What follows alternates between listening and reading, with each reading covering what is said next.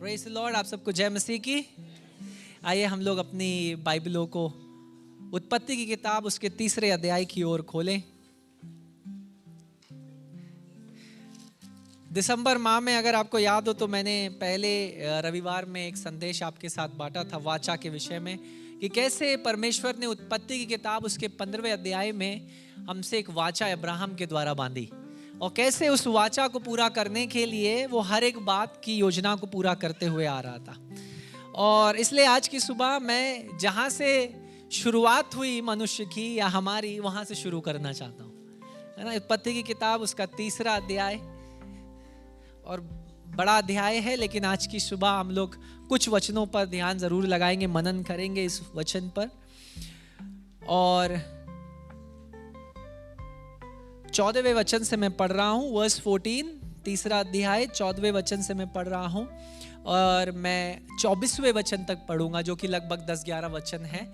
और मैं चाहता हूँ कि जब मैं पढ़ूँ, आप लोग अपनी बाइबल में मेरे साथ खोलें जब वचन पढ़ा जाता है। उत्पत्ति की किताब उसका 3 अध्याय 14वें वचन से। तब यहोवा परमेश्वर ने सर्प से कहा, तूने जो यह किया है, इसलिए तू सब घरेलू पशुओं और सब बेनेले पशुओं से अधिक शापित है। तू पेट के बल चला करेगा और जीवन भर मिट्टी चाटता रहेगा। और मैं तेरे और इस स्त्री के बीच में और तेरे वंश और इसके वंश के बीच में बैर उत्पन्न करूंगा। वह तेरा सिर कुचल डालेगा और तू उसकी एड़ी को डसेगा। फिर स्त्री से उसने कहा, मैं तेरी पीड़ा और तेरे गर्भवती होने के दुख को बहुत बढ़ाऊंगा। तू पीड़ित होकर बालक उत्पन्न करेगी और तेरी लालसा तेरे पति की ओर होगी और वह तुझ पर प्रभुता करेगा। और आदम से उसने कहा, तूने जो अपनी पत्नी की बात सुनी और जिस वृक्ष के फल के विषय में मैंने तुझे आज्ञा दी थी कि तू उसे ना खाना, उसको तूने खाया है, इसलिए भूमि तेरे कारण शापित है। तो उसकी उपज जीवन भर दुख के साथ खाया करेगा और वह तेरे लिए कांटे उगाएगी और तू खेत की उपज खाएगा और अपने माथे के पसीने की रोटी खाया करेगा और अंत में मिट्टी में मिल जाएगा, क्योंकि तू उसी में से निकाला गया है। तू मिट्टी तो है और मिट्टी ही में फिर मिल जाएगा। आदम ने अपनी पत्नी का नाम हवा रखा, क्योंकि जितने मनुष्य जीवित हैं उन सब की आदि माता वही हुई। और यहोवा परमेश्वर ने आदम और उसकी पत्नी के लिए चमड़े के अंगरखे बनाकर उनको पहना दिए। फिर यहोवा परमेश्वर ने कहा, मनुष्य भले बुरे का ज्ञान पाकर हम में से एक के समान हो गया है, इसलिए अब ऐसा ना हो कि वह हाथ बढ़ाकर जीवन के वृक्ष का फल भी तोड़ के खा ले और सदा जीवित रहे। इसलिए यहोवा परमेश्वर ने उसको आदन की वाटिका में से निकाल दिया और कि वह उस भूमि पर खेती करे जिसमें से वह बनाया गया था। इसलिए आदम को उसने निकाल दिया और जीवन के वृक्ष के मार्ग पर पहरा देने के लिए आदन की वाटिका के पूर्व की ओर कुरूबों को और चारों ओर घूमने वाली ज्वालामय तलवारों को भी नियुक्त कर दिया। आमीन। तो 4 श्रापों का वर्णन यहां पर है। अगर देखा जाए तो 3 ही है बेसिकली, एक सांप के ऊपर, एक स्त्री के ऊपर और एक पुरुष के ऊपर, और पुरुष के द्वारा भूमि पर। कहता है तेरे द्वारा ये भूमि शापित हुई। तो 3 बेसिकली 3 श्रापों का वर्णन है।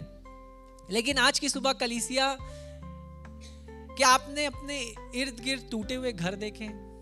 आपने देखा होगा घरों में पैसा बहुत है, चमक बहुत है, जगह बहुत है, लेकिन साथ ही साथ वो परिवार टूटे हुए हैं, है ना। आपस में बात नहीं है, लड़ाई है, झगड़ा है।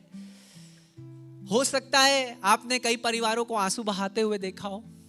और जैसा अभी पास्टर सैमी बता रहे थे, पिछला हफ्ता जो है थोड़ा सा उतार चढ़ाव का भावनात्मक भरा इसलिए भी रहा क्योंकि 3 लोगों की एक के बाद एक कलीसिया में 3 सदस्यों की मृत्यु हुई। तो हर एक कब्र जब आप दफनाने के लिए जाते हैं किसी अजीज की कब्र पर, वहां पर भी आपकी आंखों में आंसू होते हैं, राइट। और आपके दिल में सवाल जरूर उठता होगा, क्यों नहीं प्रभु ने इसे चंगा किया?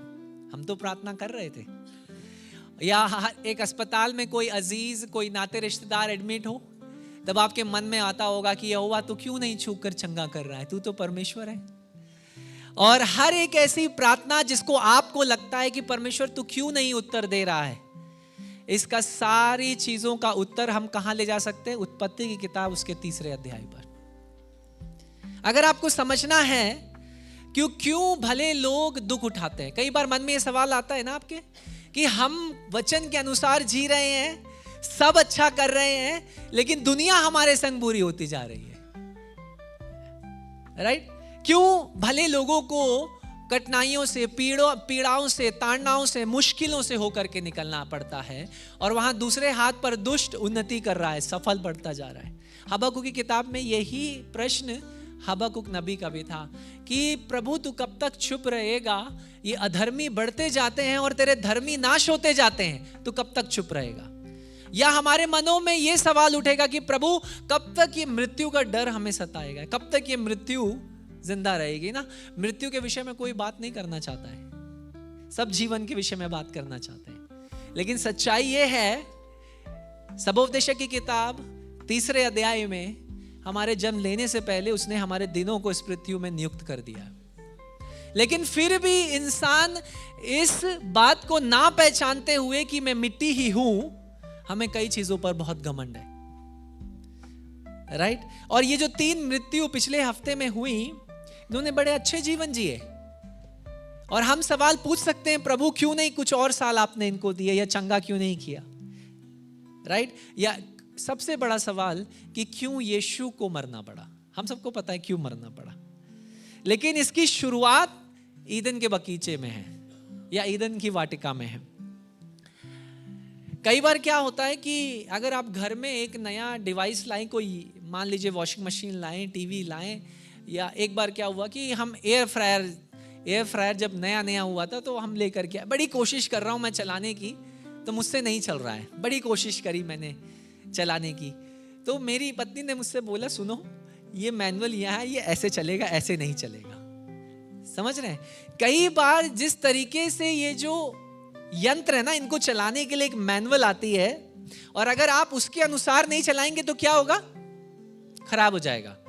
अब अगर आप टीवी को वॉशिंग मशीन के मैनुअल से चलाएंगे, खराब होगा कि नहीं खराब होगा? एक आईपैड, एक लैपटॉप का उपयोग किस लिए है? पढ़ाई करने के लिए, कुछ देखने के लिए, लेकिन आप उसको किसका एक मेज भी बना सकते हैं। एक लैपटॉप को फोल्ड करके ऐसे रख दीजिए, उस पर आप चाय का कप भी रख सकते हैं। समझ रहे हैं? लेकिन क्या उसका उद्देश्य पूरा हो रहा है जिसके लिए उसको बनाया गया? नहीं पूरा हो रहा। कई बार समस्या यह है कि आपको और मुझे जिस चीज के लिए डिजाइन किया गया है, बनाया गया है, उसको हम भूल जाते हैं। समझ रहे हैं? और हमारी मैनुअल हमारा को चलाने को, हमारे जीवन को चलाने को, हमारे परिवारों को चलाने के लिए, हमारे रिश्तों को चलाने के लिए जो मैनुअल है वो ये है, पवित्र वचन। इसको हम किनारे रखकर दूसरी मैनुअल्स पकड़ते हैं, और वो दूसरी मैनुअल कौन सी होती है? दोस्त हमें बताते हैं कैसे जीना है, या कैसी मुश्किल में, परिस्थिति में, ताड़नाओं में, बीमारियों में कैसे प्रार्थना करना है, जबकि सारा जवाब यहां पर है। सारा जवाब यहां पर है। ये मैं सच बोल रहा हूं कि नहीं बोल रहा हूं? जब जैसे ही कोई विपत्ति आएगी, आप क्या करेंगे? बाइबल नहीं उठाएंगे, आया करेंगे पहला कॉल पास्टर को जाएगा। बुरी बात नहीं है उसमें, लेकिन पास्टर भी तो आपको यहीं से बताएगा ना, तो ये क्यों नहीं उठाते हम? हमारा जो डिजाइन है, हमारी जो संरचना है, हमें परमेश्वर ने संगति, आज्ञाकारिता और जीवन के लिए बनाया था। समझ में आया? 3 चीजें परमेश्वर ने क्यों मानव की रचना करी? संगति, आज्ञाकारिता और जीवन। और अगर हम उसके प्रति आज्ञाकारी बने रहते और उसके संग निरंतर संगति करेंगे, तो आपका जीवन भी निरंतर बना रहेगा। हालेलुया। और यही चीज अभी पास्टर सैमी भी कह रहे थे कि वो आग को नहीं रोकता है। इस गलतफहमी में मत रहिएगा, विपत्तियां रुक जाएंगी, ताड़नाएं रुक जाएंगी, क्योंकि कई प्रकार के सुसमाचार उपलब्ध है बाजार में। मेरे को मैंने इसके ऊपर थोड़ा सा लिखा, और मेरे को ये कहने में कोई शर्म नहीं आती कि ये जो अनुग्रह का बाजार बना दिया है लोगों ने, इस अनुग्रह के बाजार में कई सारे सुसमाचार बिक रहे हैं। समझ रहे हैं? कोई कहता है कि आप चंगे हो जाएंगे, कोई कहता है आप गरीब हैं तो ये श्राप है, कोई कहता है कर्ज में रहना श्राप है। हर तरीके का सुसमाचार है, लेकिन सुसमाचार सिर्फ एक ही है कि यीशु मसीह आया, आपके और मेरे पापों और श्रापों को उस क्रूस पर उठाया और मेरे और आपके लिए अपने जीवन को दे दिया। हालेलुया। और जो कोई उस पर विश्वास करे उसका नाश ना हो, वो अनंत जीवन को पाए। हालेलुया। सिर्फ एक ही सुसमाचार है, there is no other gospel. कोई और सुसमाचार है ही नहीं। और पौलुस यही कहता है कि अगर स्वर्गदूत भी आकर तुमसे कोई और दूसरा प्रचार करे तो हाय है उस स्वर्गदूत पर। तो मैं अगर स्वर्गदूत पर हाय तो हाय है ऐसे अगुओं पर, ऐसे पास्टर्स पर जो इस सुसमाचार को छोड़कर ऐसे सुसमाचारों के लिए प्रचार करते हैं। मेरे प्रियो, जो उत्पत्ति की तीसरा अध्याय है वो हमें ये इस बात को दिखाता है कि कहाँ हमसे कैसे क्या गलती हुई।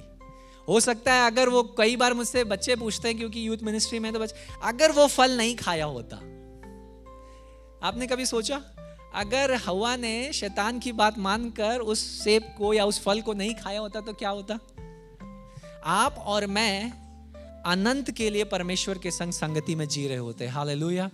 देयर इज नो डेथ, कोई मृत्यु नहीं होती, क्योंकि बाइबल बताती है जो श्राप था अब तू मिट्टी में मिल जाएगा क्योंकि मिट्टी से हुई, यानी उससे पहले तक उसका जीवन अनंत के लिए था परमेश्वर के साथ। आप और मैं परमेश्वर के साथ जीने के लिए अनंत के लिए बनाए गए थे और इसी अनंत को पाने की दौड़ में हम लोग लगे हुए हैं। पौलुस कहता है इसीलिए मैं खुद को डिसिप्लिन करता, अनुशासन करता हूं, ताकि जिस सुसमाचार का मैं प्रचार करता हूं, जिस प्रतिफल के लिए मैं लोगों को आगे बढ़ाता हूं, कहीं उसे पाने से मैं ना चूक जाऊं। मेरे प्रियो, हमारा प्रतिफल क्या है पता है आपको? आप दुनिया का सारा पैसा आपके पास हो सकता है बैंक बैलेंस, लेकिन सच्चाई है कि लेकर आप चौवन्नी भी नहीं जाएंगे। सच कह रहा हूं मैं। दुनिया की सारी एक्सपेंसिव ब्रांड्स आप पहन सकते हैं, एलवी, एमके, ये शॉर्ट फॉर्म्स बता रहा हूं आपको, बिकॉज आज का जो पीढ़ी है इट्स ऑल अबाउट ब्रांड्स। ये सिर्फ ब्रांड के विषय में है ना, लेकिन फिर भी आप पहन के कुछ नहीं जाएंगे। ये सच्चाई है। आप थोड़ा सा इतिहास के पन्नों को पलटिए, नेपोलियन बोनापार्ट, अलेक्जेंडर, सिकंदर महान, इनके इतिहासों को पढ़िए, इन लोगों ने क्या किया और क्या कहा। मुझे नेपोलियन बोनापार्ट का एक वो वाक्य याद आ रहा है और वो इस प्रकार कहता है कि जब लोग उसकी बड़ी वाहवाही कर रहे थे कि साहब आपने पूरे विश्व पर कब्जा किया, you are one of the biggest dictators, आप तानाशाहों में सबसे महान रहे क्योंकि आपने कईयों को जीता, कईयों को हराया, तो नेपोलियन बोनापार्ट की एक स्टेटमेंट ये थी कि मैंने तलवार के बल पर दुनिया को जीता, लेकिन एक ऐसा है जिसने प्रेम से सबको जीत लिया। एक से एक चार्ली चैपलिन का अगर आपने नाम सुना हो, कॉमेडी के संसार में बहुत बड़ा नाम है, उसने इस प्रकार कहा, मुझे ये नहीं पता ना मैं कोई कमेंट करना चाहता उनके आत्मिक जीवन पर, लेकिन उसने जो वाक्य कहा ना वो मुझे दिखाता है कि वो परमेश्वर के निकट कितना था। उसने इस प्रकार कहा, you need power when you want to take revenge. तुम्हें सामर्थ की, शक्ति की जरूरत तब है जब तुम बदला लेना चाहते हो, but you need love when you want to change somebody.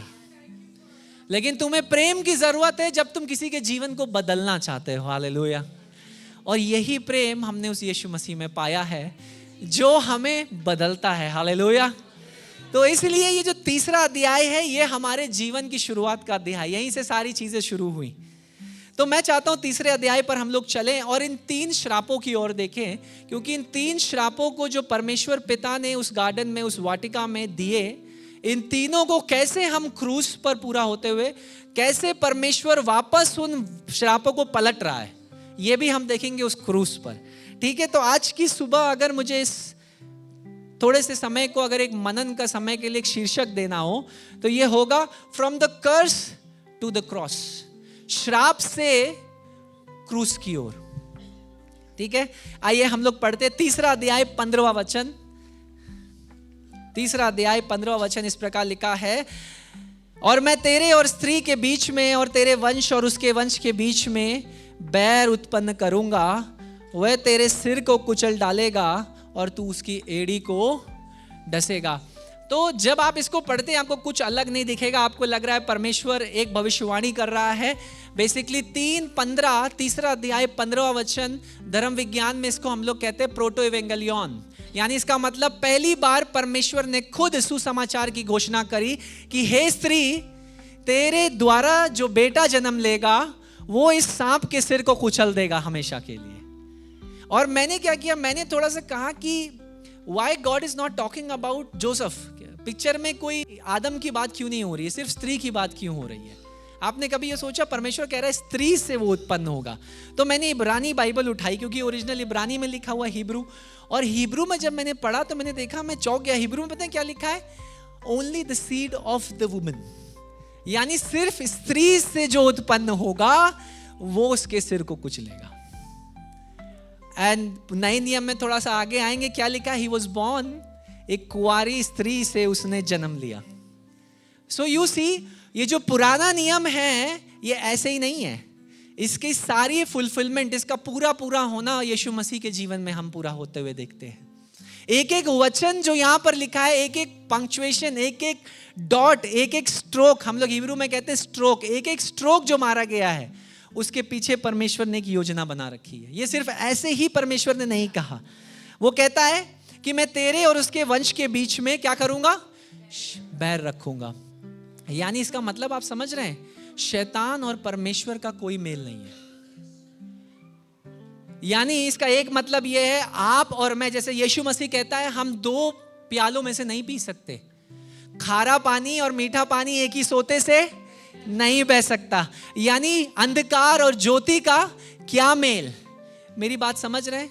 अगर आप यीशु मसीह के हैं तो सिर्फ यीशु मसीह के हो सकते हैं, और अगर आप खुद के हैं तो सिर्फ खुद के हो सकते हैं। मेरी बात को समझे? इसमें कोई तुलना नहीं करी जा सकती, क्योंकि परमेश्वर यहां कह रहा है कि तेरे कुल और इसके कुल के बीच में मैं एक शत्रुता को ला रहा हूं जो हमेशा बनी रहेगी।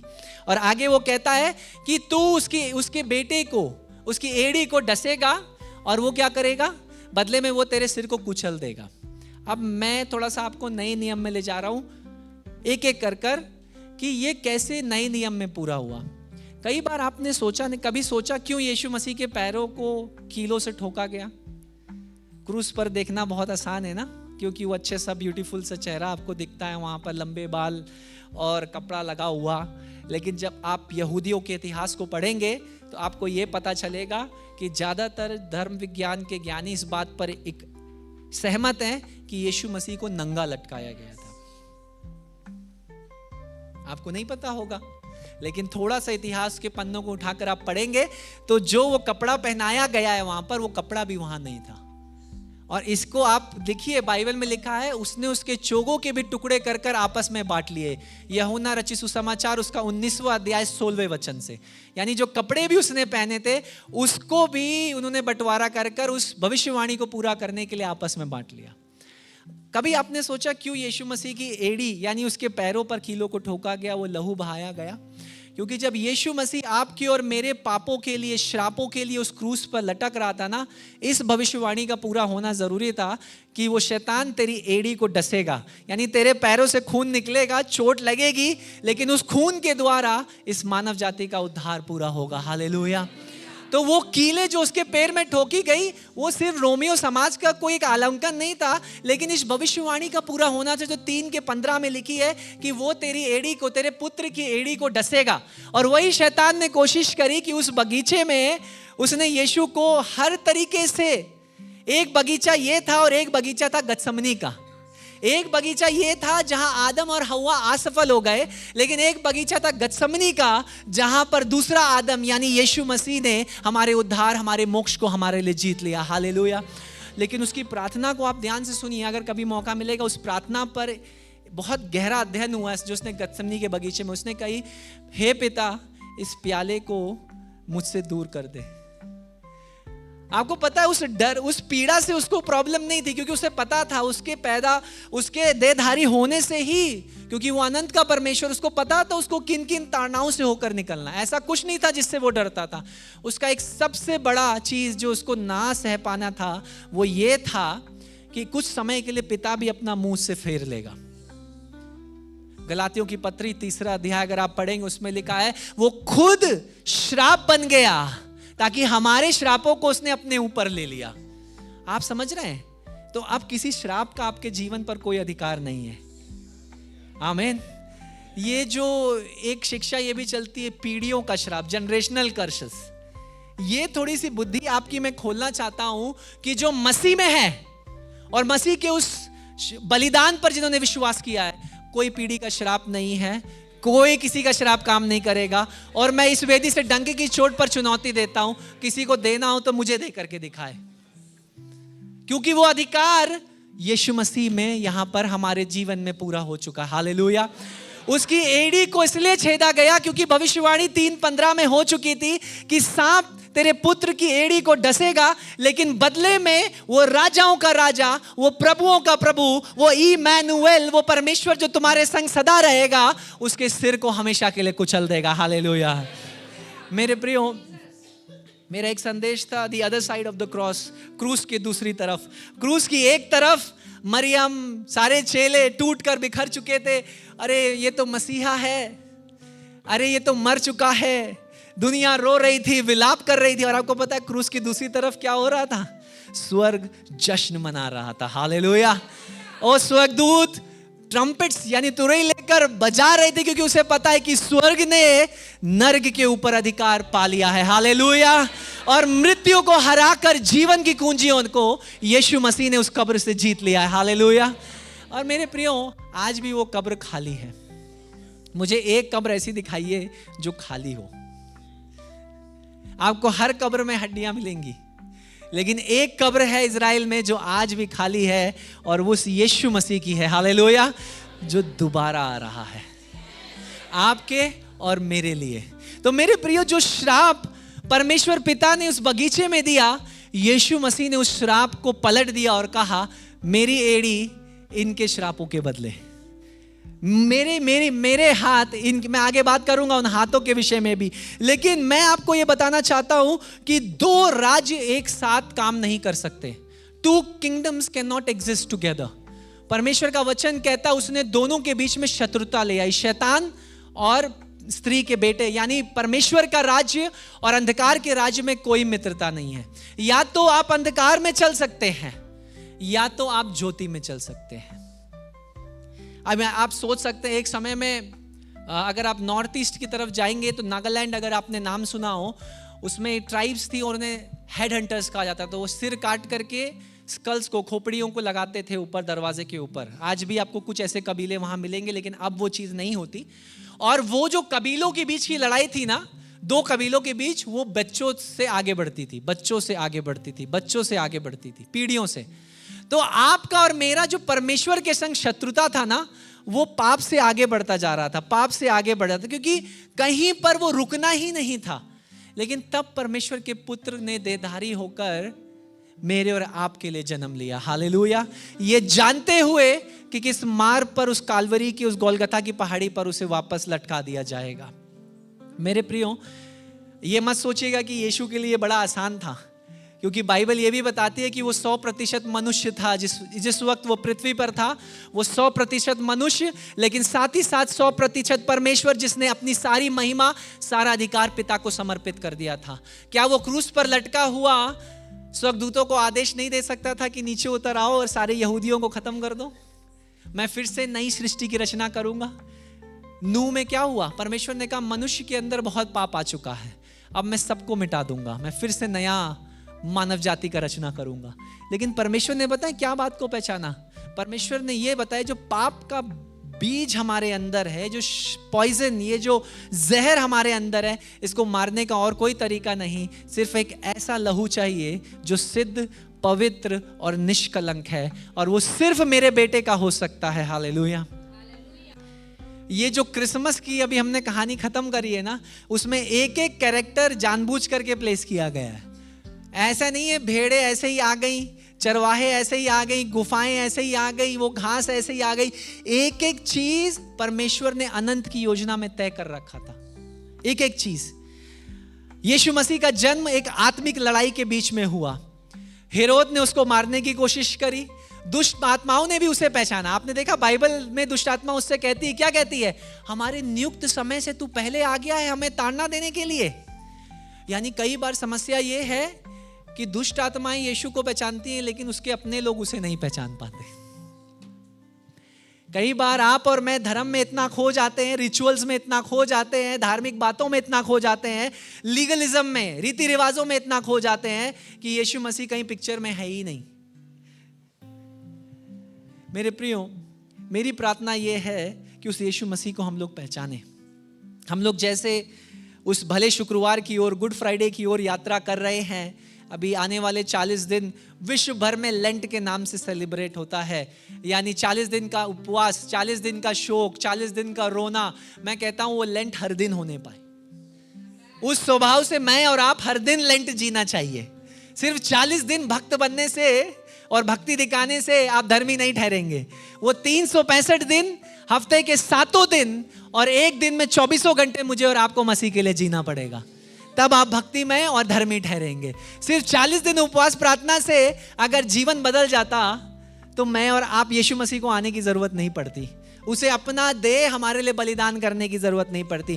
प्लीज सेलिब्रेट, मैं कहता हूं लेंट मनाइए, लेकिन हर दिन लेंट की तरह जीजिए, भक्ति में, आराधना में, उपवास में, बलिदान में, कि हे प्रभु तू मेरे लिए मरा। मेरे प्रियो, शैतान ने यीशु मसीह की एड़ी पर डसा, यानी कीलों को ठोका गया। जो दर्द उसने उठाया वो अस्थायी था, लेकिन आप याद रखिए जो छुटकारा, जो मोक्ष उसने हमें दिया वो परमानेंट था, वो स्थायी था, वो अनंत के लिए था। हालेलुया। जब शैतान को लगा, वो सेलिब्रेट कर रहा था कि अब कब्र कोई नहीं खोल सकता, क्योंकि रोमियों की मोहर और छाप इस पर लग चुकी है। आपको पता है उन दिनों में कब्र के पत्थर पर अगर रोमी सील लग चुकी है, उसे खोलने की अनुमति किसी को नहीं है, क्योंकि कैसर ने खुद वो सील उस पर लगाई है। और उनको डर यही था कि कहीं ये चेले डेड बॉडी को निकाल कर ये ना कहें यीशु मसीह जिंदा हो गया। समझ रहे हैं आप? इसीलिए रोमियों की सील उस पर लगाकर इतना क्विंटलों और टनों भारी पत्थर उसके ऊपर रख दिया गया। लेकिन उनको ये नहीं पता, जो कब्र एक मृत्यु का चिन्ह है, वही कब्र एक गर्भ स्थान बन जाएगी जीवन का। Hallelujah. There are many places, ऐसे कई सारे स्थान हैं जहां मैं और आप अपने जीवन में मर चुके हैं, कब्रें हैं, लेकिन वहां पर यीशु मसीह का जीवन जन्म लेना चाहता है। हालेलुया। उस डर में, उस चुनौती में, उस मुश्किल में, उस अंधकार के समय में जब आपको लगता है परमेश्वर मेरी प्रार्थनाओं का उत्तर नहीं दे रहा है, तब अचानक से उसका जीवन वहां जन्म लेना शुरू करता है। हालेलुया। विश्वास के साथ मेरे प्रियो, शैतान सिर्फ उसकी एड़ी को नुकसान पहुंचा पाया। जैसा मैंने कहा, उसने कहा तेरी एड़ी को वो डसेगा, परमेश्वर ने कहा, लेकिन वो तेरे सिर को हमेशा के लिए कुचल देगा। यूहन्ना 12 उसका 31 में लिखा है, now the judgement of this world, now the ruler of this world will cast out. यानी इस सृष्टि का न्याय और इस सृष्टि पर रहने वाले हर एक का न्याय सिर्फ यीशु मसीह ही करेगा। हालेलुया। और उसके न्याय की शुरुआत उसके घर से शुरू होगी, यानी मुझसे और आपसे। जो मसीह को नहीं जाने उन्हें थोड़ा बहुत हो सकता है वो माफ भी कर दे, लेकिन जो मसीह को जानकर भी उसके वचन अनुसार नहीं जिए, उनके लिए कोई माफी नहीं होगी मेरे प्रियो। क्योंकि इस बार वो मेमने की तरीके से नहीं आ रहा है। प्रकाशित वाक्य की किताब बताती है वो यहूदा के सिंह के समान आ रहा है। हालेलुया। और सिंह का जो पिक्चर है, जो इमेज है, वो दृश्य है, वो दिखाता है न्याय करने का और हर अधर्मी को फाड़ कर अलग करने के एक पिक्चर को दिखा रहा है मेरे प्रियो। वो समय बहुत निकट है और हम उस निकट के समय में जी रहे हैं। क्या मैं और आप इस बात को पहचानते हैं कि मेरे श्रापों को, मेरे पापों को क्रूस पर यीशु मसीह ने हराकर मुझे विजय दी है। हालेलुया। उसके बाद पैरों की बात करी हमने यीशु मसीह की, उसके पैरों के द्वारा उसने शैतान को कुचला। लेकिन कभी आपने ये सोचा क्यों यीशु मसीह के हाथों में भी कीलें ठोकी गई? बाय द वे, वो हाथ कई बार ये दिखाया जाता है, ये हाथ नहीं है वो पार्ट, वो ये पार्ट है, ये कलाई है। यहाँ पर एक बोन होती है, मेडिकली जो मेडिकल लाइन के, यहाँ पर एक बोन, जब कील आप ठोकेंगे तो उस पर वो कील अटक जाएगी। और यहीं पर एक आर्टरी भी होती है, एक ऐसी नस जो कटेगी और जिसमें आप देखते होंगे जब खून बहना अगर रुकता नहीं है तो उसकी डेड हो जाएगी, मृत्यु हो जाती है। तो वो खून, वो एक्चुअली बेसिकली यहाँ पर वो कील ठोक करके अटकाया गया था उसका हाथ। ठीक है। तो कभी आपने सोचा क्यों यीशु मसीह के हाथ पर वो कील ठोकी गई? ये भी एक योजना में था। मुझे ये बताइए, पाप का शुरुआत कैसे हुआ? हव्वा ने फल कैसे खाया? उसने उस हाथ से, अनाज्ञाकारिता में उस हाथ को बढ़ाकर उस हाथ से फल खाया, और परमेश्वर ने उस हाथ को आगे कर कर मेरे और आपके लिए अपने हाथों को आगे कर कर बदले में छुटकारे को जीत लिया। हालेलुया। मेरे प्रियो, पाप मानव जाति के भीतर हम हाथों से घुसा। जो हाथ आराधना के लिए बनाए गए थे, जो हाथ स्तुति के लिए बनाए गए थे, जो हाथ भक्ति के लिए बनाए गए थे, जो हाथ सेवा के लिए बनाए गए थे, वही हाथ परमेश्वर के बलवा के विरुद्ध में उठ गए। इन हाथों को, हव्वा को क्यों परमेश्वर ने बनाया था? उसकी आराधना करने के लिए। आदम को क्यों बनाया था? उसकी आराधना करने के लिए, उसकी स्तुति करने के लिए। लेकिन वही हाथ जो आराधना और स्तुति के लिए बनाए गए थे, उन्हीं हाथों को हव्वा और आदम ने बलवे में उठा दिया परमेश्वर के विरुद्ध। आदम धोखा नहीं खाया था, बाय द वे। उसने ये चुना कि वो अनाज्ञाकारी बनेगा। कई लोग ये कहते हैं, अरे स्त्री के द्वारा पाप आया, इसलिए all women have to be blamed, सारी स्त्रियों के ऊपर दोष। नहीं, आप ध्यान से बाइबल पढ़िए, वहां क्या लिखा है? हव्वा ने उस वृक्ष से फल को लिया और खाया, और अपने पति आदम को भी दिया जो वही खड़ा था। और आज्ञा किसे मिली थी ना खाने की? आदम को। सिखाना किसने था अपनी पत्नी को? आदम को। रोकना किसने था? आदम को। आदम को कोई धोखा नहीं मिला। उसने जानबूझकर यह चुना कि मैं अनाज्ञाकारी बनूंगा। जब हम आजादी को आज्ञाकारिता के ऊपर चुनते हैं, पाप हमारे जीवनों में प्रवेश करता है। यहोशू की किताब, उसका 7वां अध्याय। यरीको की दीवार को गिराकर यहोशू और उसके लोग आए नामक नगर की ओर कूच कर रहे हैं, और उसके जासूस आगे जाकर यहोशू से खबर वापस लेकर के आते, यहोशू, अरे ये तो कुछ भी नहीं है, हजारों लोगों को भेजने की जरूरत नहीं है, सिर्फ 3000 लोग भेज दे, बाकी सेना को आराम करने दे, हम आराम से हरा देंगे। समझ रहे हैं आप? यहोशू भी सुन लिया, मान लिया। यहोशू ने 3000 लोगों को भेजा, 36 लोगों को उन्होंने दौड़ा के मार दिया। आए के लोगों ने 36, बाइबल में लिखा है, they were chased and 36 were killed। दौड़ाकर 36 लोगों को मारा उसमें से। वापस आकर सब रोने लगे, और यहोशू ने अपने चोगे को फाड़ कर क्या किया? परमेश्वर के सामने रोने लगा कि परमेश्वर, ये तूने क्या किया कि अपने लोगों को, जिसको इतनी बड़ी जीत तूने यरीको पे दिलाई, उनको तूने ऐसे लोगों के सामने हरा दिया।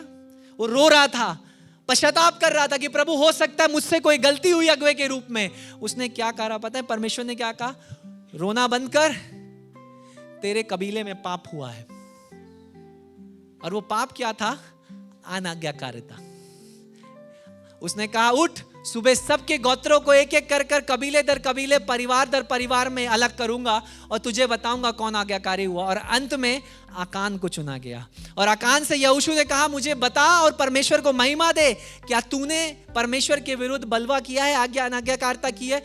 उसने कहा, हाँ यहोशू, जो सोना और चांदी और वस्त्र चुरा कर मैंने अपने तंबू में रखे हैं, उनके विरुद्ध परमेश्वर ने कहा था, कोई छूना मत, कोई लेना मत, सबका नाश कर देना।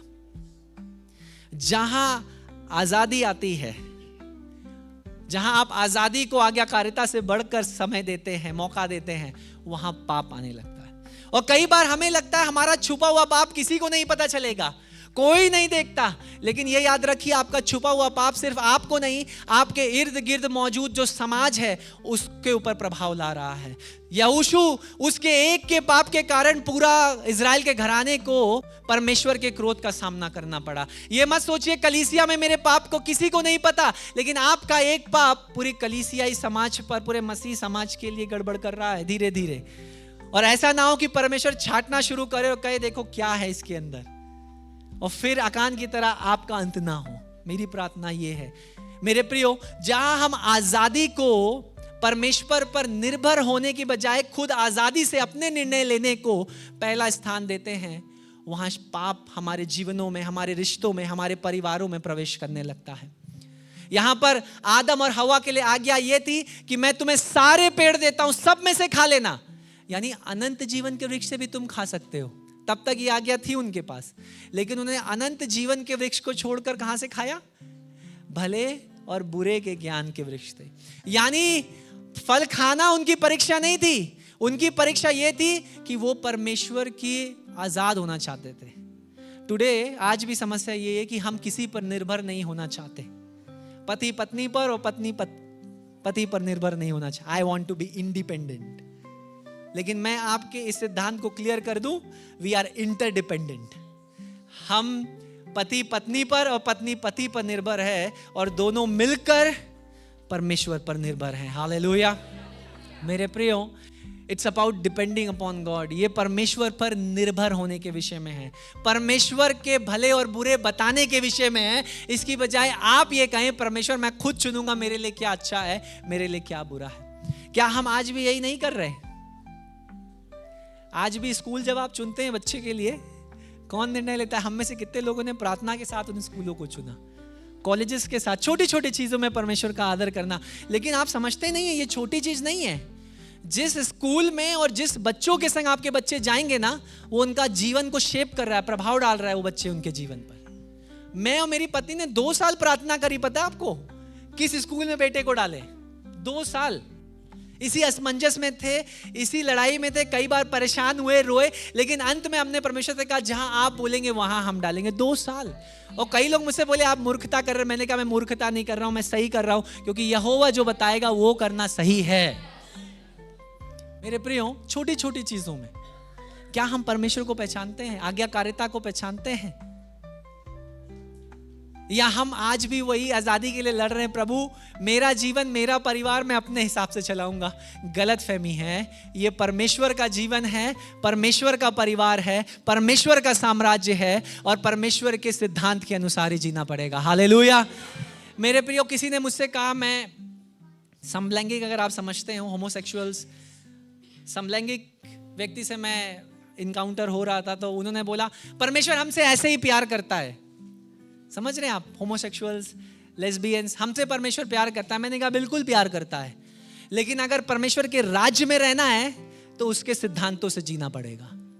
अगर आप स्कूल जाएंगे तो स्कूल के प्रिंसिपल को ये नहीं बताएंगे कि मैं 8 बजे नहीं, मैं 10 बजे स्कूल आऊंगा, मैं ये सब्जेक्ट पढ़ूंगा और मैं ऐसे काम करूंगा, इतने बजे जाऊंगा। स्कूल आपको बताता है कितने बजे आना है, कितने बजे जाना है और कब खाना है। राज्य का सिद्धांत भी ऐसा है, आते आप परमेश्वर की मर्जी से ही हैं, इसमें चुनता ही वो आपको है, लेकिन जीना भी उसी के सिद्धांतों के हिसाब से पड़ेगा। हर चीज में परमेश्वर को पहचानना। आदम और हवा ने इस जो हाथ, हो सकता है इन हाथों को, मेरे और आपके हाथों को भी परमेश्वर ने आराधना के लिए बनाया, स्तुति के लिए बनाया, प्रशंसा करने के लिए बनाया, भक्ति करने के लिए बनाया, दूसरों की सेवा करने के लिए बनाया। लेकिन इन्हीं हाथों को आज हम किस लिए उपयोग कर रहे हैं? आप जवाब दीजिए अपने आप को, मैं अपने आप को जवाब दूंगा। इन आंखों को परमेश्वर ने किस लिए बनाया? कि हम उसे निहारे। इन कानों को किस लिए बनाया? ताकि उसके वचन को सुने। इस मुख को इसलिए बनाया ताकि उसके वचन की, इसके उद्धार की, उसकी मोक्ष की घोषणा करें।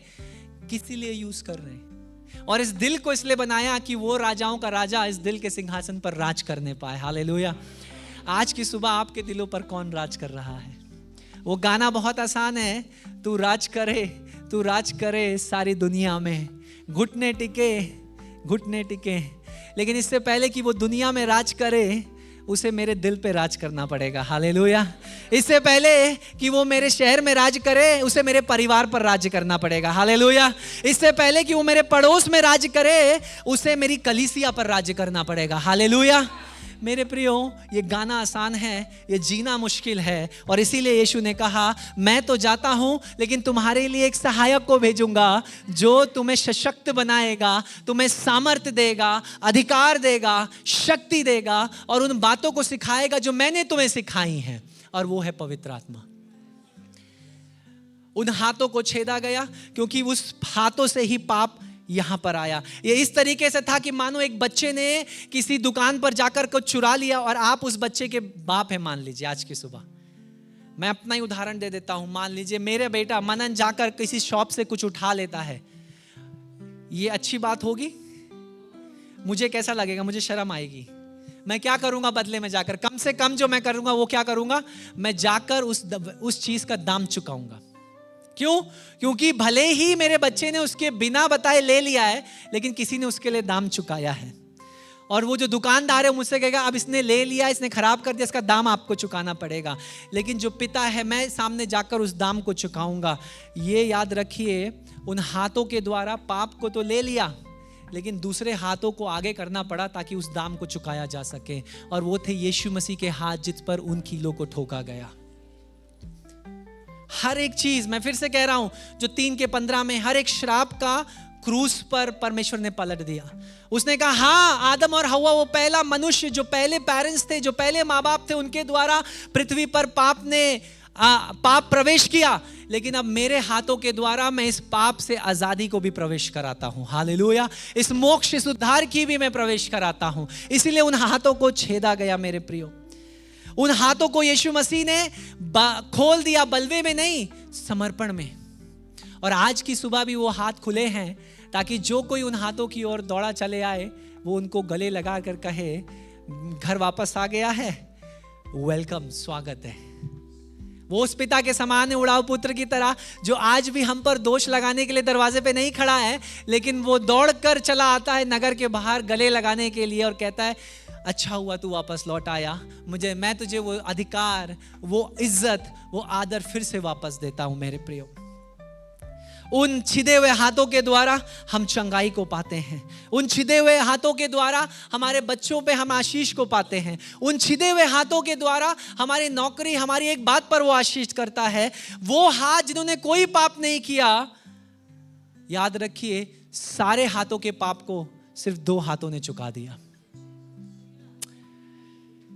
पहला पतरस 2:24 वो कहता है, He himself bore our sins in his bodies on that tree. उसने सारे पापों को अपने ऊपर हमारे लिए उठा लिया।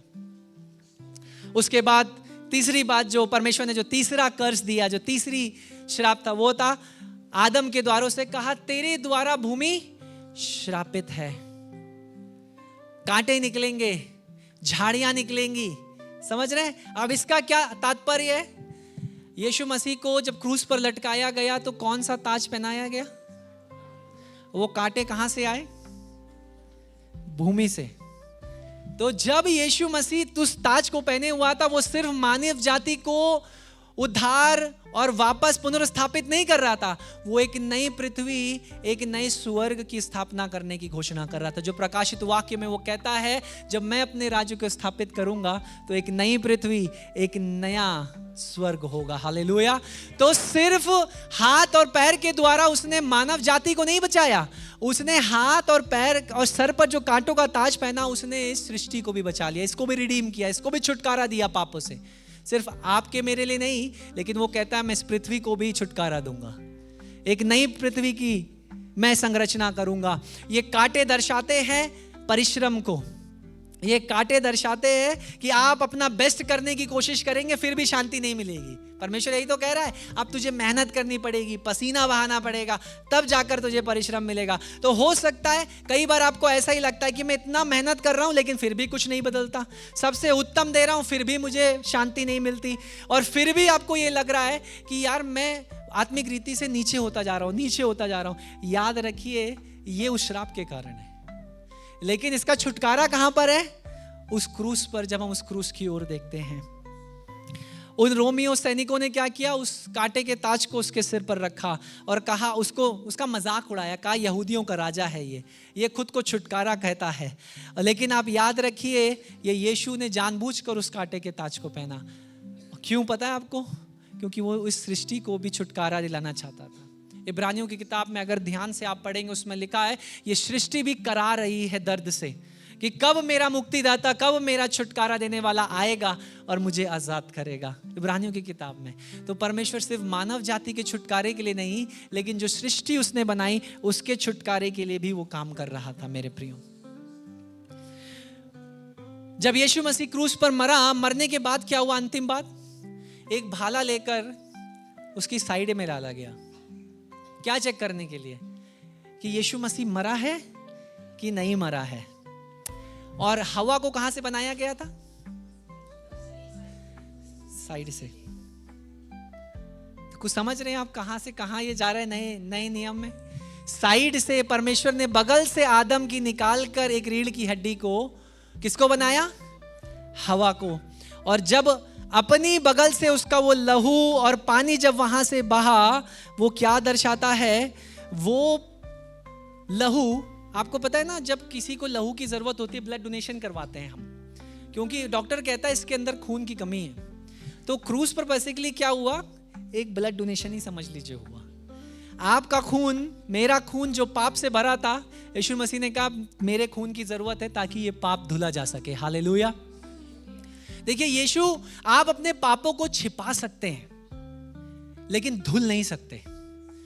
समझ रहे हैं छिपाने और धुलने में अंतर क्या? अगर मेरे इस कोट पर कोई दाग लग जाए तो मैं इसको छिपा सकता हूं ऐसे कर कर, लेकिन वो दाग अभी भी वहीं है। और उस लहू ने छिपाने का काम नहीं किया, उसके लहू ने धुलने का काम किया। हालेलुया। अब जब आपके जीवन को परमेश्वर देखता है तो वो धुला हुआ जीवन है उस लहू के द्वारा। वो लहू जो मसीह यीशु ने क्रूस के द्वारा हमारे जीवनों पर दे दिया, वो लहू जो क्षमा देता है, और वो पानी जो निकला वो एक नए जीवन को दर्शाता है। आदम की बगल से हवा की रचना हुई और मसीह यीशु की बगल से कलीसिया की रचना हुई। हालेलुया।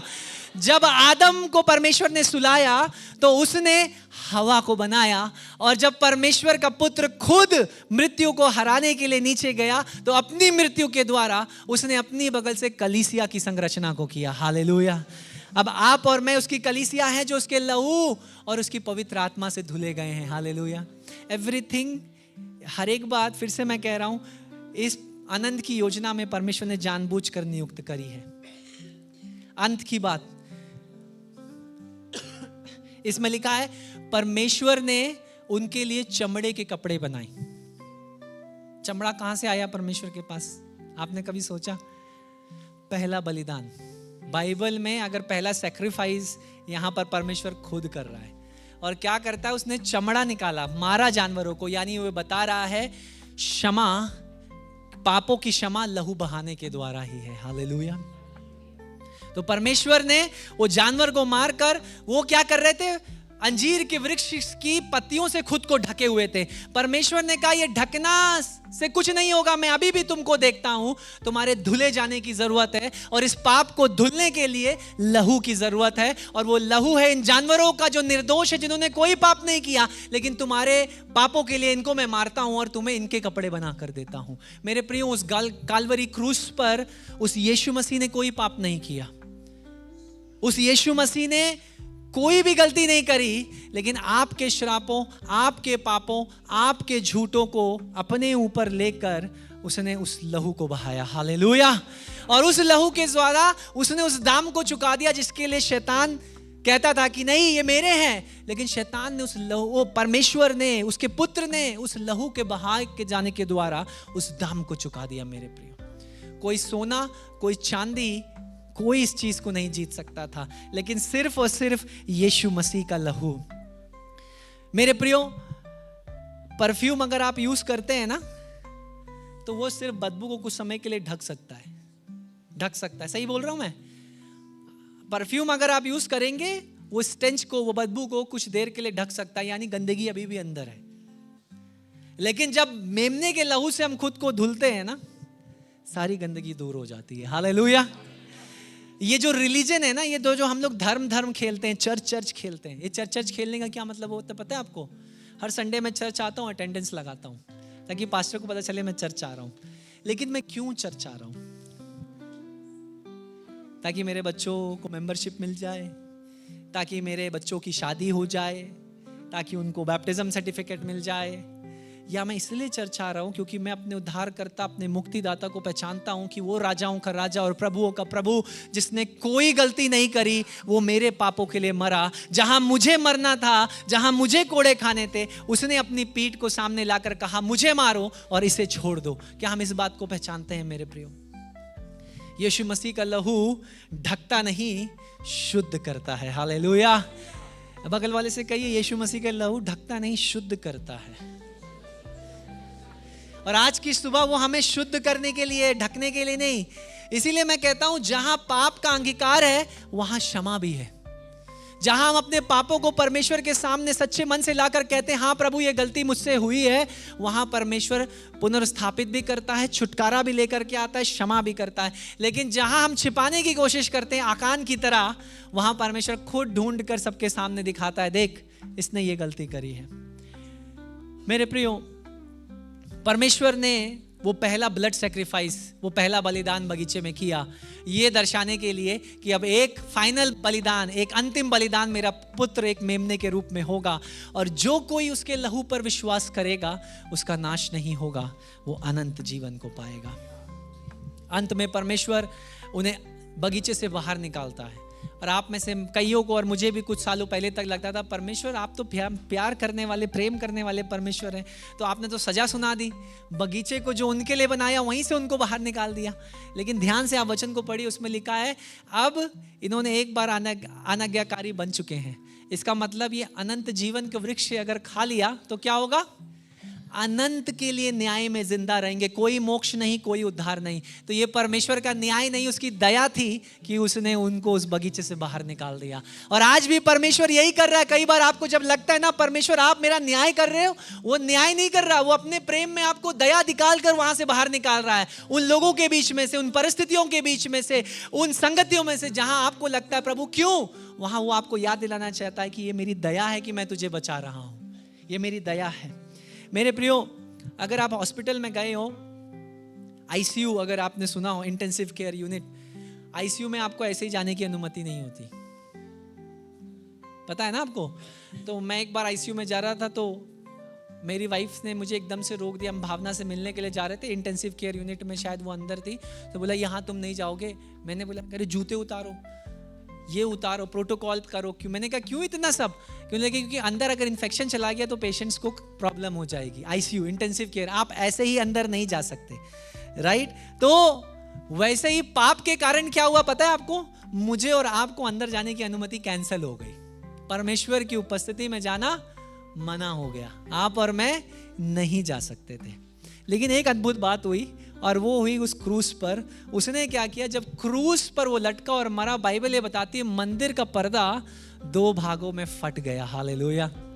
और ये सिंबॉलिक है, चिन्ह के रूप में है, क्योंकि वो पर्दा पे रिसर्च जब मैं ध्यान से पढ़ रहा था तो उस पर्दे को हटाने के लिए 4 लोग चाहिए, क्योंकि वो इतना भारी पर्दा था। इस पर्दे की तरह नहीं जो यहाँ कोई पर्दा आप लटका के एक हाथ से खींच दे। वो मंदिर का पर्दा ऐसा पर्दा था जो परमेश्वर की उपस्थिति को ढके हुए था। इसलिए नहीं कि परमेश्वर ये नहीं चाहता था कि आप उसके निकट ना आए, लेकिन ये बताने के लिए कि उसके निकट आने के लिए आपको कुछ करना पड़ेगा, और वो है विश्वास उसके पुत्र पर। हालेलुया। और जो कोई उस पर विश्वास करेगा, वो कहता है मेरे द्वारा वो पिता के निकट पहुंचेगा, क्योंकि और कोई मार्ग नहीं, और कोई रास्ता नहीं, और कोई सीढ़ी नहीं। मेरे प्रियो, जब आप भीमताल से ऊपर जाएंगे नैनीताल की तरफ, तो एक इलाका है, उसे सुसाइड पॉइंट कहते हैं। सुसाइड पॉइंट क्यों कहते हैं ये भी बता देता हूं आपको। पहले वो ऐसा नहीं था, बहुत सुंदर जगह थी, बहुत ऊंचे से 2 पत्थर है, वहां सब लोग जाकर सेल्फी खींचते थे। सेल्फी खींचते खींचते 4-5 डेथ हो गई, क्योंकि वो पीछे ये नहीं देखते थे कि पीछे खाई है। समझे आप? तो गवर्नमेंट ने इस बात को पहचाना, यार सुंदरता जानना बहुत अच्छी बात है, लेकिन सुरक्षा के साथ। तो उन्होंने क्या किया, जालियां लगा दी और वहां पे मार्क कर दिया, इसको क्रॉस करके कोई नहीं जाएगा। परमेश्वर के निकट आना, परमेश्वर चाहता है हम उसके निकट आए, लेकिन आपकी सुरक्षा के लिए ही उसने पुत्र को भेजा कि उसके लहू को लगाकर उसके निकट आए। हालेलुया। पुराने नियम में आप वेदी के निकट ऐसे ही नहीं आ सकते थे, और उस पे क्लियर डायरेक्शंस थे कि वेदी के किनारे ना एक केज सिस्टम बना हुआ था, दीवार बनी हुई थी कि कोई भी व्यक्ति, क्योंकि आज कलीसिया में बच्चे हैं, हमारी कलीसिया में बच्चे हैं, दौड़कर कभी मेरा ही बेटा यहाँ पर आ जाता है। मान लीजिए अगर पुराने नियम में मेरा बेटा ऐसे ही नजदीक आ जाए वेदी के, तो क्या होगा? तुरंत मृत्यु। परमेश्वर ने इसलिए कहा, हाँ मैं चाहता हूं तुम मेरी उपस्थिति का सुंदर आनंद उठाओ, लेकिन इस सुरक्षा के बाड़े के दायरे के बाहर। अनुमति तभी है जब लहू बहाकर, बलिदान चढ़ाकर पापों की क्षमा कर दी जाए। मेरे प्रियो, वो एक्सेस, वो रास्ता जो मेरे पापों के कारण, आपके पापों के कारण बंद हो गया था, वो यीशु मसीह ने अपने लहू के द्वारा खोल दिया। देखिए जैसे ये बच्चा पास आया ना अभी, अगर ये नए पुराना नियम होता तो कुछ और आलम होता, हम मजाक में इसको ले नहीं सकते। तुरंत मृत्यु थी पुराने नियम में, लेकिन अभी क्या है, मेमने का लहू उस बेटे के जीवन पर है। हालेलुया। और इसीलिए आप और मैं अब घबराते नहीं, डरते नहीं, हम उस परमेश्वर की राज्य में प्रवेश करते हैं, उसकी उपस्थिति में प्रवेश करते हैं। क्यों पता है? क्योंकि वो सांप, वो शैतान हमेशा के लिए हरा दिया गया। हालेलुया।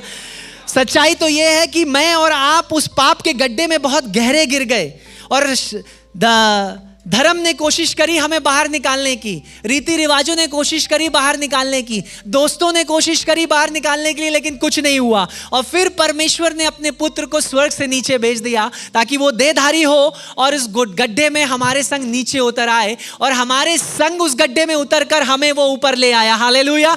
ताकि वो खुद उस पाप के गड्ढे में खुद को बलिदान कर कर मुझे और आपको आजाद कर दे। हालेलुया। मेरे प्रियो, this morning let me encourage you, do not choose convenience over obedience.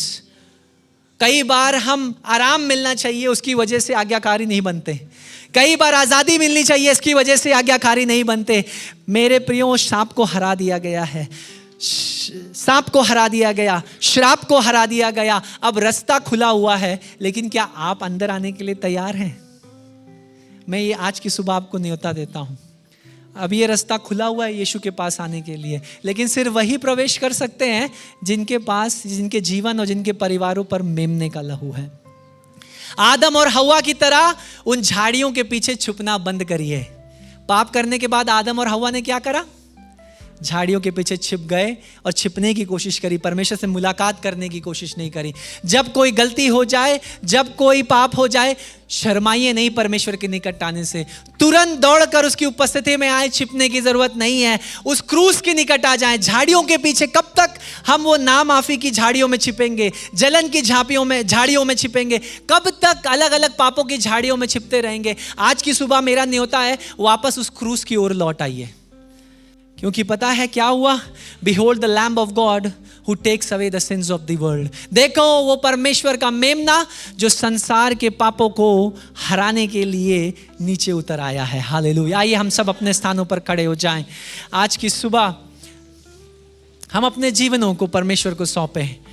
वो मार्ग तो खुला है, लेकिन क्या मैं और आप भीतर आने के लिए तैयार हैं? 3:15 उस क्रूस पर पूरा हो गया। उत्पत्ति की किताब उसका 3 अध्याय 15वां वचन उस क्रूस पर पूरा हुआ। सारे श्रापों को, सारी बीमारियों को, सारे बंधनों को ऊपर उसने छुटकारे की घोषणा करी।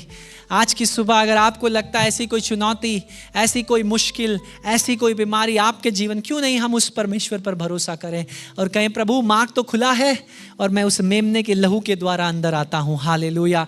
एक गीत है, वो गीत इस प्रकार अंग्रेजी में है, हम गाएंगे नहीं, लेकिन मैं आपको इसके बोल बता देता हूँ। I enter the holies of holies, I enter through the blood of the lamb. प्रभु मैं अति पवित्र स्थान में प्रवेश करता हूं, लेकिन सिर्फ और सिर्फ मेमने के लहू को लगाकर। मेरे प्रियो, आज की सुबह हम अपनी आंखों को बंद करें, आंखों को बंद करें और परमेश्वर से कहें प्रभु मैं उस बलिदान को ग्रहण करता हूं। कब तक कोई धर्म हमें नहीं बचा सकता। ये ईसाइयत भी एक धर्म के तौर पर मेरे और आपको नहीं, मुझे और आपको नहीं बचा सकती। और याद रखिए, सिर्फ क्रिश्चियन होना, ईसाई होना आपको उद्धार, आपको मोक्ष नहीं देगा, लेकिन उस यीशु मसीह को व्यक्तिगत रीति से अपना उद्धार करता, अपना मुक्तिदाता पहचान कर, उस वचन के आधार पर प्रतिदिन जीने के द्वारा सिर्फ और सिर्फ आपका उद्धार संभव है। मेरे प्रियो, आज की सुबह हम उस बलिदान को याद करते हुए अपने जीवन को समर्पित करें। हालेलुया। अपनी आंखों को बंद कर कर ये समय आपको और परमेश्वर का, आप प्रार्थना करें प्रभु अगर कुछ ऐसा है जिसके लिए मैं छिप रहा था, मैं परमेश्वर से छिप रहा था, अब छिपने की जरूरत नहीं, उससे क्षमा मांगकर उस क्रूस की ओर लौट आइए। हालेलुया। अब छिपने की जरूरत नहीं, क्योंकि मेमने का लहू आपके जीवनों पर लगा हुआ है। हालेलुया। और जहां वो लहू है वहां विजय है। हालेलुया। जहां वो लहू है वहां छुटकारा है। मेरे प्रियो, जहां वो लहू लगा हुआ है वहां जीवन है, और जहां वो लहू है वहां पर अनुग्रह है और परमेश्वर का शांति उस परिवार पर है। हालेलुया। हम अपने जीवनों को समर्पित करें आज की सुबह, और उस बलिदान को, हो सकता है आप चर्च आ रहे हैं टाइट दे रहे हैं, दशवांश दे रहे हैं, भेंटे दे रहे हैं, सब कर रहे हैं, लेकिन आज भी वो व्यक्तिगत रिश्ता कहीं ना कहीं परमेश्वर से चूक रहा है। मेरे प्रियो, आज की सुबह हम उस व्यक्तिगत रिश्ते में परमेश्वर के साथ आ जाएं, इस बात को पहचानते हुए, ये देखते हुए, ये जानते हुए कि वो हाथ मेरे लिए छेदे गए, वो पैर मेरे लिए छेदे गए, और वो बगल उसकी इसीलिए छेदी गई कि कलीसिया का जन्म हो सके, और वो ताज इसलिए पहना गया कांटों का ताकि वो हमारे साथ साथ इस पृथ्वी को भी छुटकारा दे। उसे पता था कि वो काल्वरी, उस गोलगथा के ऊपर जाता है, लेकिन ये भी पता था कि इस बलिदान के द्वारा वो हमारे लिए दाम को चुकाएगा। आप और मैं जो खो चुके थे, जो उसके अनुग्रह के लायक नहीं थे, उसने फिर भी अपने प्राणों को बहाकर, लहू को बहाकर हमें वो उद्धार दिया। क्यों नहीं कुछ समय हम धन्यवाद करें प्रभु के इस बलिदान के लिए, पहचानते हुए प्रभु आपका धन्यवाद। और जब मैं उस क्रूस की ओर देखूं, उन्हें दे मैं उस छिदे हुए हाथों और पैरों को देखने पाऊं, उस बगल को देखने पाऊं जो मेरे लिए छेदी गई, वो पीठ को मैं देखने पाऊं जो मेरे लिए, जिस पर कोड़े बरसाए गए, और जब मैं अपने जीवन को देखूं तो उस लहू को देखूं जो यीशु मसीह ने मेरे जीवन, मेरे परिवार पर लगाया है। आज की सुबह झाड़ियों के पीछे, पाप की झाड़ियों में मत छिपिए, लेकिन वापस उस यीशु की ओर लौट आइए वापस, क्योंकि उसकी नजरों से कुछ नहीं छिपा है। हालेलुया।